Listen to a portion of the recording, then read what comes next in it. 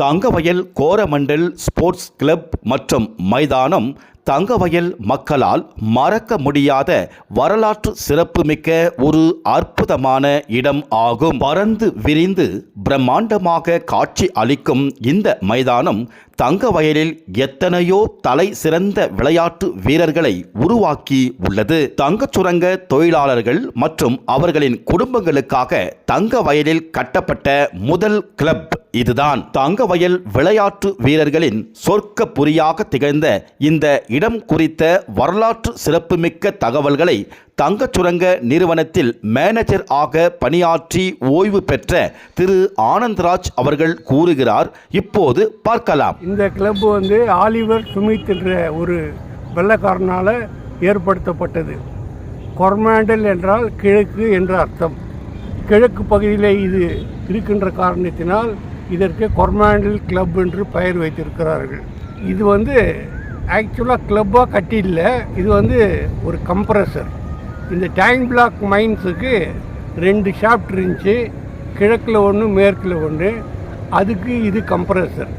இந்த கம்ப்ரஸரை கன்வெர்ட் பண்ணி அந்த காலத்தில் கிளப்பாக கொடுத்துருக்காங்க. இதுக்கு இப்போ 121 வயசு ஆகுது. கிளப்பில் உருவானவர்கள் சீனிவாசன், அவர் பாலகாட் லைன்லேருந்து வர்றவர், ஒரு சிறந்த ஸ்போர்ட்ஸ்மேன். வெளியூர்லாம் போய் ஆடி இருக்காரு. அவர் பிலாங்ஸ் டு இந்த கிளப்பு. இன்னும் ராமகிருஷ்ணன் சொல்லிட்டு ஒரு பிளேயர், காந்தரூபன் சொல்லிட்டு ஒரு பிளேயர், கோவிந்தசாமின்னு சொல்லிட்டு ஒரு பிளேயர், லோகநாதன் சொல்லிட்டு ஒரு பிளேயர். இவங்களெல்லாம் இந்த கிளப்பில் ரொம்ப சிறந்த வீரர்களாக இருந்தவர்கள். டேபிள் டென்னிஸ் ஆடுறதில் ஏசுபாதம் என்று சொல்லக்கூடிய ஒரு தொழிலாளி. கேரம் போர்டு ஆடுறதில் சண்முகம், சீனியர் சண்முகம்னு சொல்லுவாங்க அவரும் கங்காதரம். அவர்களை யாரும் வின் பண்ண முடியாது கேஜிஎஃப்பில். அந்த மாதிரி ஆட்டக்காரர்கள் உருவாக்கப்பட்ட இந்த பாலகாட் ஸ்போர்ட்ஸ் கிளப். இதில் டிவி இருந்தது, கேரம் போர்டு இருந்தது, டேபிள் டென்னிஸ் இருந்தது, டோம்னஸ் இருந்தது, உள்ள ஒரு ரீடிங் ரூம் இருந்தது. இந்த கிளப்பில் 306 மெம்பர்கள் இருந்தார்கள், தொழிலாளர்கள். இந்த கொர்மாண்டல் கிளப் தொழிலாளர்களுக்காக ஏற்படுத்தப்பட்ட முதல் கிளப்.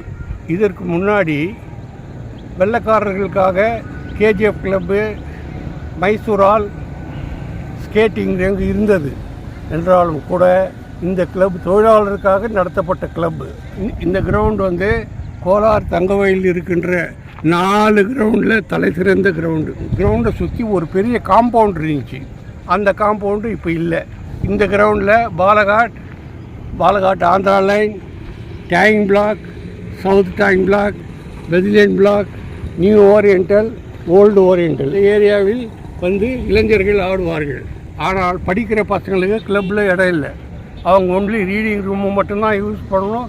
மீதி எல்லாம் தொழிலாளர்கள் தான் இருப்பாங்க. இது இருக்குது இது கொர்மாண்டல் ஷாப்ட்டு, இது கொர்மாண்டல் ஏர்வின்ஸ். இப்போ ரெண்டுமே அதுக்கான அடையாளம் இல்லையே, மைன்ஸ் இருந்த அடையாளமே இல்லையே. அடையாளம் அழிஞ்சு போச்சு.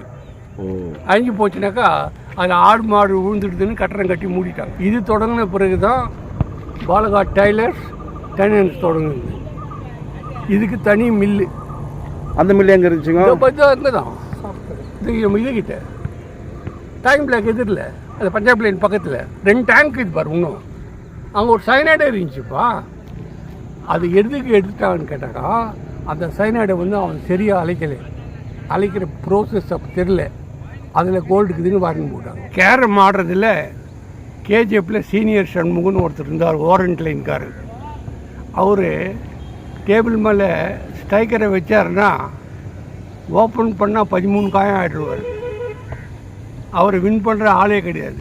சின்ன வயசு தான், வயசு ஒன்றும் ஜாஸ்தி இருக்காது. அவர் ஆடும்போது ஒரு 30-32 வயசு இருக்கும். அந்த சீனின்ற ஃபுட்பால் வெளியூர்லலாம் போய் ஆடிக்கிறார். அவர் நம்ம டைம் ஆஃபீஸில் கிளர்க்காக இருந்தவர்.